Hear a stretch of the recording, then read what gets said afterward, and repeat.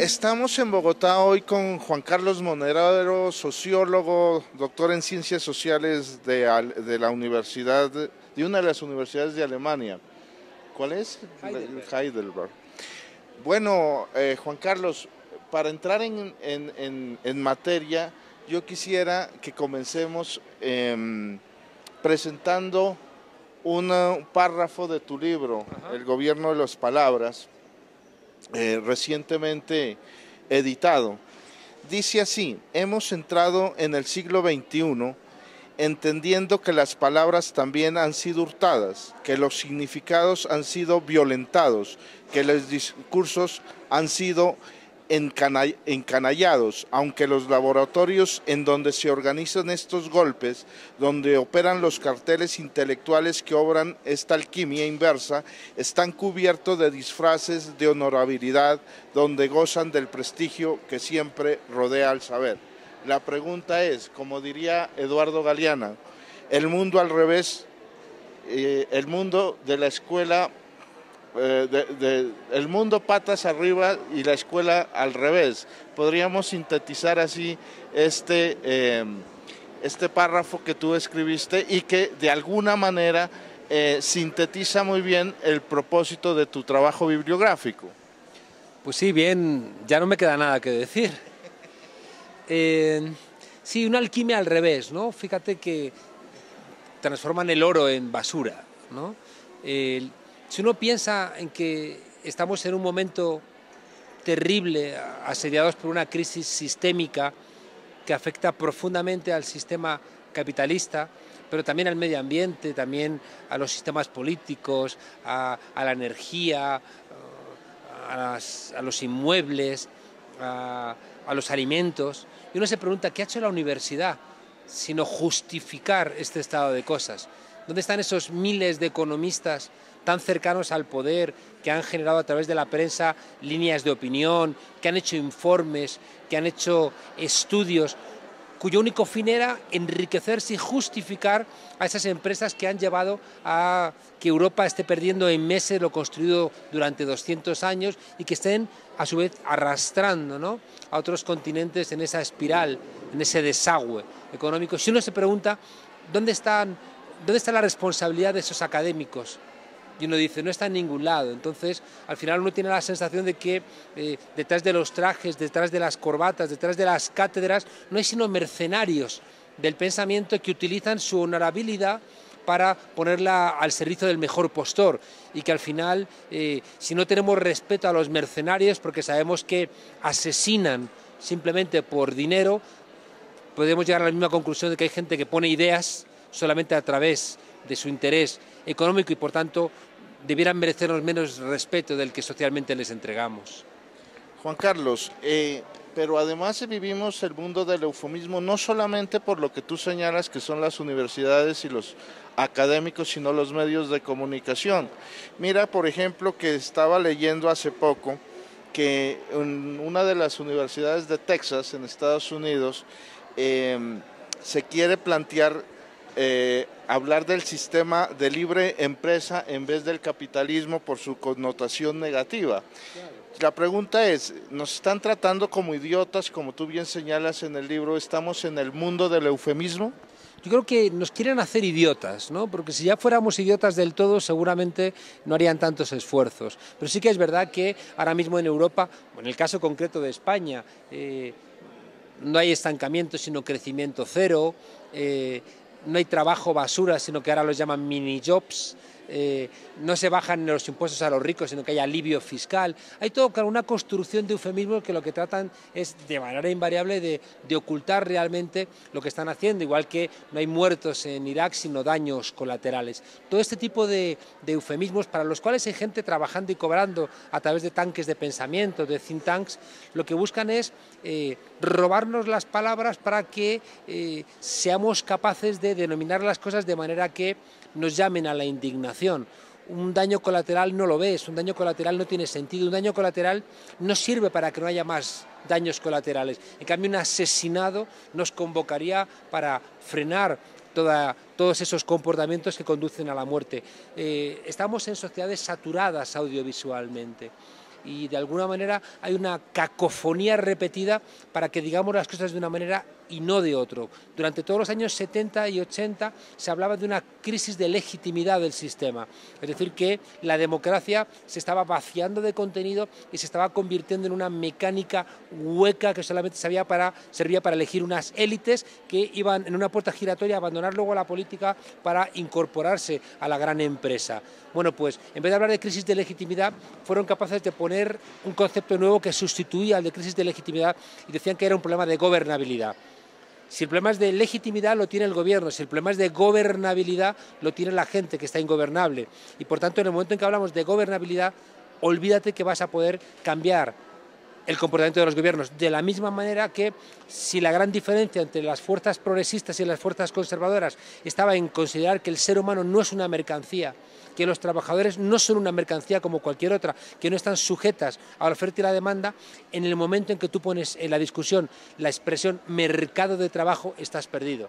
Porque si hasta los sindicatos hablan de mercado de trabajo, estás interiorizando pues que eres una mercancía en ese mercado y por tanto has impedido la posibilidad de voltear esa realidad y evitar ser tratado, ya digo, como una zanahoria o como una patata. En este libro tú hablas de que la mediocracia ha hurtado la posibilidad de la democracia. Los medios de comunicación o la canalla mediática de los grandes monopolios comunicacionales pues se han erigido como partidos políticos ante el fracaso de la dirigencia tradicional política, sobre todo de derecha y sobre todo en América Latina. ¿Cómo estás analizando el fenómeno de la canalla mediática? Pues con mucha virulencia, ¿no? Y confrontándolos porque forman parte de la gran mentira, ¿no? Fíjate que así como en España hay movimiento de indignados, ¿no? O el Occupy Wall Street en Estados Unidos, en México el movimiento de indignación, que es el movimiento Yo Soy 132, emergió contra unos medios de comunicación que estaban construyendo una imagen idílica del que ha ganado la victoria de Enrique Peña Nieto en México. Ya digo, un líder que parecía de telenovela, con una mujer de telenovela, donde todo era un México de telenovela, que ocultaba la realidad, y es que con la victoria del PRI, México regresa otra vez al siglo pasado, ¿no? Donde los mismos actores que fueron echados del poder en 2000 han regresado con los cuchillos afilados y desenvainados. Fíjate que toda esta gente ha sido capaz de poner la idea de que la libertad de expresión es la libertad de los medios de comunicación, que son empresas de medios de comunicación. No es cierto.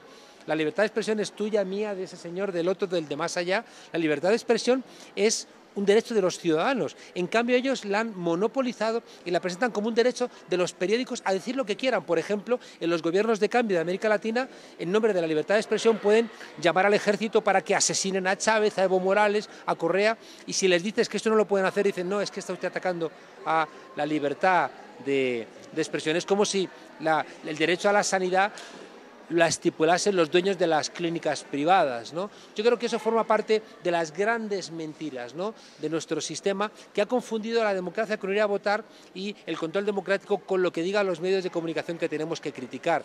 Yo creo que en tanto en cuanto no recuperemos la información como un bien público, no como una mercancía, creo que nuestras democracias van a estar demediadas. En el debate de la ciencia política y sociológico se viene hablando de posdemocracia, algo tomado de golpe del sociólogo inglés Colin Crouch, diciendo pues que el mejor momento de la democracia ya pasó, la resignación, etcétera. Sin embargo, digamos que también este término de posdemocracia es para justificar el estado de cosas del modelo neoliberal fracasado.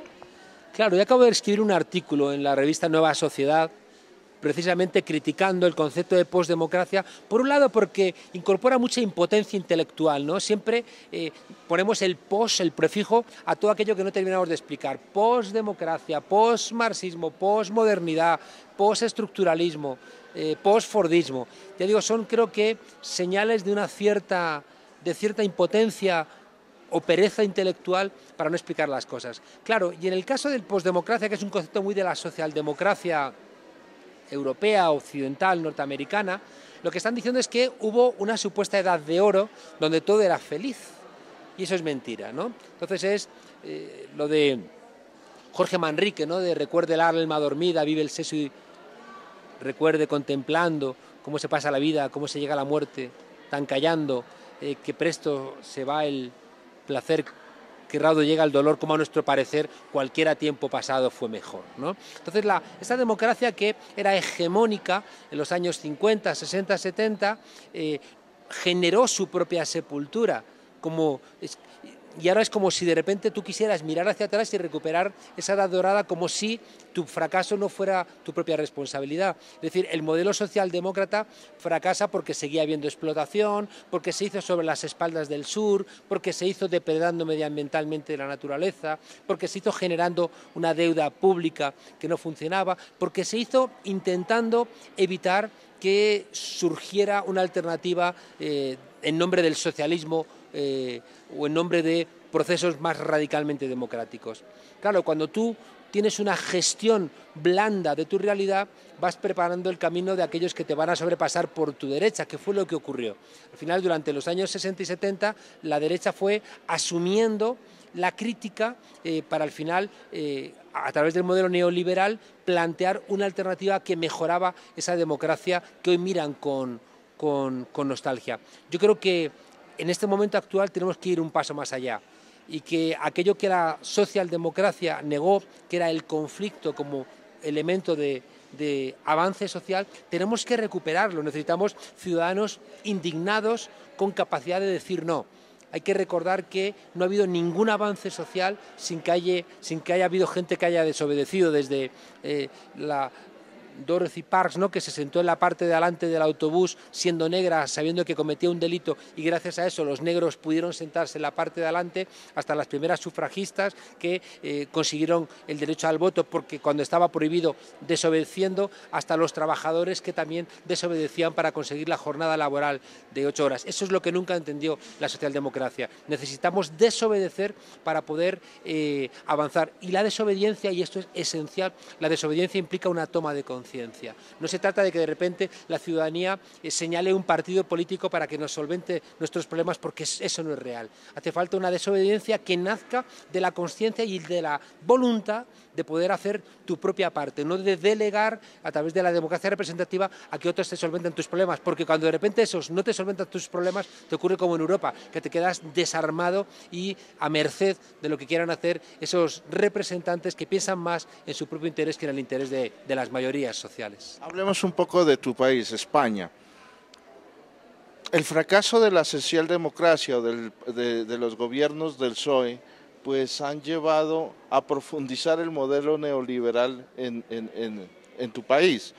España está viviendo, podríamos decir, el apogeo de un neofranquismo y en lo político, y la profundización del modelo neoliberal en lo económico. Claro, por supuesto, ¿no? Claro, digamos que siempre los elementos autoritarios de cada país resucitan la historia de cada país, ¿no? Entonces, así como vemos que en Grecia la derecha emerge en forma del fascismo de Amanecer Dorado, o en Italia en forma de neofascistas que emulan a Mussolini, en España, por supuesto, que resucita esa referencia franquista, y en Francia la referencia golista. Tienes mucha razón cuando planteas que en el momento en que la socialdemocracia abrazó el liberalismo económico a través de aquello que se llamó la tercera vía, pues la derecha, al final, cuando gobierna, no va a hacer sino continuar ese camino, esa alfombra que le ha brindado la socialdemocracia. El Partido Popular no está haciendo nada que no haya hecho la socialdemocracia. Lo que pasa es que está dando 2 vueltas más de tuerca. Pero, por ejemplo, no hay que olvidar que hace unos meses, tanto la socialdemocracia como la derecha, el Partido Socialista como el Partido Popular, aprobaron una reforma constitucional, los dos, el artículo 135, que no se sometió a referéndum. Luego decimos que los países bananeros de América Latina, pero en América Latina, en Venezuela, cada vez que hay una reforma constitucional, se somete al pueblo para que en referéndum diga si está a favor o en contra. En España nos cambian el artículo 135, que da prioridad al pago de la deuda externa, aunque sea ilegítima, antes que el gasto público en sanidad, en educación o en pensiones. Y eso lo aprobó la socialdemocracia y la derecha. Por tanto, cuando gobernaba la socialdemocracia. Ahora, claro, gobierna la derecha y la derecha se ve legitimada para hacer cualquier cosa, porque ha sido el propio Partido Socialista el que le dijo, adelante, vamos a dar prioridad a cualquier tipo de ajuste, porque lo importante es pagar las deudas a los bancos alemanes o franceses, pese a que esa deuda sea legítima. La conclusión final es que, claro, llega el Partido Popular, cuya memoria histórica es el franquismo, y entonces en lo político aplica esos modelos autoritarios, de coacción, de utilizar las instituciones para el control social, de volver a llamar a la policía, de manipular los medios de comunicación, de ir sembrando una privatización constante, tanto, ya digo, de las televisiones públicas como de los ámbitos públicos, de la producción, de la enseñanza, de la sanidad, pero claro, en términos económicos, digamos que hay un acuerdo compartido de lo que manda la troika, es decir, que hay un consenso generalizado en la política oficial que pasa por satisfacer este nuevo régimen de acumulación donde en la globalización tiene que haber unos países y una gente dentro de unos países que tienen que recuperar su capacidad económica a fuerza de condenar a muchos países, por ejemplo, a todo el sur de Europa, Portugal, España, Italia y Grecia, a los que nos llaman pigs, nos llaman los cerdos, ¿no? Desde ese planteamiento, y no les importa, igual que ayer no les importó condenar a América Latina a 20 años de atraso, también para mantener esa tasa de acumulación en la crisis de los 70. Juan Carlos, el hecho de que la debacle en España, económica y política, se haya profundizado, está generando como consecuencia, digamos, las actitudes separatistas como la que plantea Artur Mas, que es de derecha, y la dirigencia del País Vasco, de separarse de la España monárquica y consolidar ahora sí el País Vasco y Cataluña. Claro, es decir, que la crisis del modelo económico genera mucha frustración y esa frustración hay que canalizarla por algún lado. Sabemos por la experiencia histórica que el capitalismo en crisis suele generar una respuesta en forma de fascismo, ¿no? Que es lo que vemos que emerge con porcentajes crecientes en el caso de Grecia. En España lo pudimos conjurar gracias al 15M, al movimiento de los indignados, que se adelantó y puso la idea de que esto no era una crisis, sino que era una estafa, y que los culpables no iban a ser ni la ciudadanía, ni los inmigrantes, ni culpas ajenas, sino que la culpa estaba en unos políticos que estaban escuchando a unos banqueros que querían otra vez recuperar a los trabajadores como mercancía, es decir, querían regresar a ese momento previo a la Segunda Guerra Mundial, donde esa derecha que se hizo fascista, al perder la Segunda Guerra, tuvo que asumir el Estado social y democrático de derecho, y ahora se ve con fuerzas como para revertir estos procesos. Cuando hay frustración, la gente busca soluciones, y la solución nacionalista es de las más sencillas. Ya digo que qué fácil es echar la culpa a algún colectivo, qué sencillo es. Claro, como además en el caso de Cataluña o en el caso del País Vasco, tienen enfrente a una derecha que es muy franquista, es muy nacional católica, es aún más fácil todavía reclamar una nación propia como solución a tus problemas y también identificar a esa derecha españolista, ¿no? Que no entiende que, por ejemplo, el catalán es un idioma español, que no entiende que España es una nación de naciones plural, ¿no? Donde tenemos, por supuesto, elementos de compartir historia, de compartir muchas cosas durante 500 años, pero que también hay identidades particulares que se reflejan en tradiciones propias y en una lengua propia. Yo creo que es muy difícil romper a España porque estamos demasiado engarzados, ¿no? Pero también no deja de ser cierto que la reclamación independentista es un nicho electoral donde hay políticos que ganan fuerza con ese discurso y les da igual los efectos. Y también es cierto que una ciudadanía muy golpeada en lo económico y muy insultada por el Partido Popular también encuentra bastante facilidad en pensar que se le van a solventar sus problemas en un nuevo Estado. Ya digo, rompe muchas cosas. Estamos reclamando a Alemania, a Francia, su insolidaridad en un momento de crisis por no querer ayudar a solventar los problemas del resto de los países y resulta que una de las partes o dos de las partes más ricas de España en nombre de integrarse en Europa, no quieren cumplir con ningún tipo de requisito de solidaridad con el resto del Estado. Suena feo, ¿no? Yo creo que cuando decía Johnson que la patria es el último refugio de los canallas, es cierto.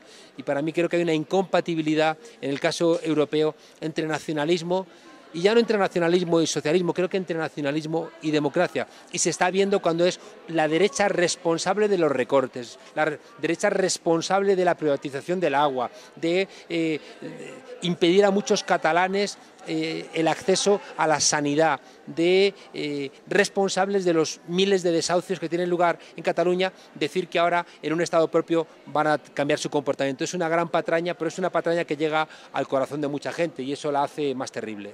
Al haberse derrumbado en Europa el estado de bienestar, o al estar derrumbándose mejor el estado de bienestar, uno ve que el proyecto criminal neoliberal prácticamente no solamente está afectando el presente, sino el futuro en su juventud y en su niñez.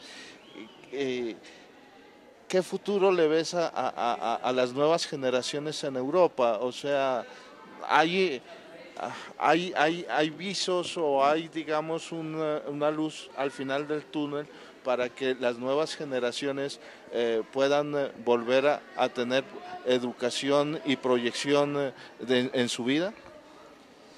Hay un pulso, ¿no? Hay una tremenda lucha de clases que han empezado los poderosos, ¿no? Siempre se suele acusar a la izquierda de que ellos han empezado la lucha de clases. La lucha de clases la empiezan siempre los ricos cuando quieren mantener su privilegio o incluso acrecentarlo. Acabamos de tener una huelga general en España y en Portugal, acompañada por paros concretos en Italia y en Grecia, ¿no? Que empieza a identificarse que el problema no son élites concretas de los países, sino que es una élite europea que está compitiendo intranacionalmente e internacionalmente para permanecer como tal élite. En ese pulso yo creo que nos jugamos el futuro también para esas generaciones por venir. Creo que es cierto aquello que decía Bertrand Russell, de que un optimista es un idiota simpático y un pesimista es un idiota antipático. Creo que tenemos la obligación de ser pesimistas porque es verdad que el modelo neoliberal ha captado el imaginario de mucha gente. Es decir, el modelo, la frase que leías de este libro mío al comienzo, planteábamos que el modelo neoliberal nos encanalla también a nosotros como pueblos, ¿no? Yo creo que tenemos que tener esa parte de esperanza que combata al pesimismo para no ser rehenes totales de ellos. Aquello que planteaba Gramsci, de que frente al pesimismo de la inteligencia hay que oponer el pesimismo de la voluntad. Estamos viendo un creciente movimiento popular en toda Europa. Estamos viendo que la ciudadanía no acepta los 9 suicidios diarios, los 500 desahucios diarios que está habiendo en España, y tanto el Partido Socialista como el Partido Popular de pronto tienen que buscar respuestas porque saben que la gente está muy harta. Ayer salieron millones, muchos millones de españoles a la calle a decir: estamos cansándonos hasta niveles indecibles. Yo creo que es bastante probable que veamos una conflagración fuerte social en toda Europa. ¿Son salidas de ruptura las que le quedan a Europa? Son salidas absolutamente claramente de ruptura. Es decir, tú no puedes seguir solventando con oximorones los problemas. El capitalismo popular es capitalismo y no es popular. Es decir, que tú no puedes seguir poniendo una vela a Dios y otra al diablo. Tú no puedes satisfacer los intereses del capital financiero y mantener los derechos a la ciudadanía. Por tanto, ese capital financiero ha empezado hace años, ha empezado una lucha destituyente del artículo 1 de la Constitución española, que dice que somos un Estado social y democrático de derecho. Hemos tardado mucho en reaccionar y hemos empezado a reaccionar. Esto no implica que la batalla se vaya a ganar. Ellos son muchos, tienen los medios de comunicación, tienen a día de hoy la policía, el ejército, pero también la ciudadanía está cargada de razón, ¿no? Y vemos cómo hay sectores, ayer mismo la policía, haciendo afirmaciones de que ellos no quieren ser ejecutores de los desahucios, ¿no? Yo creo que el cambio en Europa está siendo demasiado rápido y no está funcionando el efecto caldero que funcionó en América Latina. Si a una rana la pones en un caldero hirviendo, la rana salta. Si tú una rana la pones en un caldero de agua fría y vas calentando el agua poco a poco, la rana se cuece. En América Latina hicieron que la rana se cociera. En Europa han calentado tan pronto el agua que la gente está saltando. Y esa es nuestra esperanza. En contraste, ¿cómo miras el panorama sociopolítico en América Latina? Lo veo con envidia. Pero se podría decir que hay una nueva epistemología que está irrumpiendo en América Latina. Claro, como dice Boaventura, no puede haber justicia social si no hay justicia cognitiva. Es decir, si tú no te piensas a ti mismo de manera diferente, no vas a construir tampoco la justicia social. Y América Latina identificó al enemigo, es lo que hizo Europa en los años 30 y 40 cuando identificó al fascismo como el enemigo. Es lo que hizo África en los años 60 cuando identificó al imperialismo como enemigo. América Latina ha identificado de manera clara al neoliberalismo como el enemigo. Les ha permitido aunar fuerzas y ha permitido construir una esperanza. Y de repente, cuando uno ve lo que está ocurriendo en Venezuela, en Ecuador, en Bolivia, en Argentina, en Brasil, ocurrió un poquito en Chile, aunque ahora se está revirtiendo, ¿no? Hay 2 o 3 países que van con las manecillas del reloj cambiados, que son México, Colombia, básicamente, ¿no? Pero el resto del continente está demostrando con un pueblo en la calle, con un pueblo apoyando a sus dirigentes, que claro que se puede transformar. Y eso convierte a América Latina en un referente, porque ustedes tuvieron políticas neoliberales muy fuertes y han salido de ellas. Y ustedes han cuidado de la Pachamama y son los que nos pueden enseñar a nosotros que no podemos salir del agujero destrozando el medio ambiente, porque entonces estaríamos construyendo eso que llamamos en España pan para hoy y hambre para mañana. Yo creo que América Latina se ha convertido en el continente de referencia y que es el que va a marcar la pauta al mundo, que no puede marcar Europa, que no puede marcar Estados Unidos, que no va a marcar China. Y eso hace que su triunfo se convierta en un referente al cual miramos con mucha esperanza y con muchas expectativas. ¿Requerimos más Quijotes y menos hamletianos? Muchos Quijotes, pero Quijotes caribeños. Juan Carlos, muchas gracias. Un abrazo.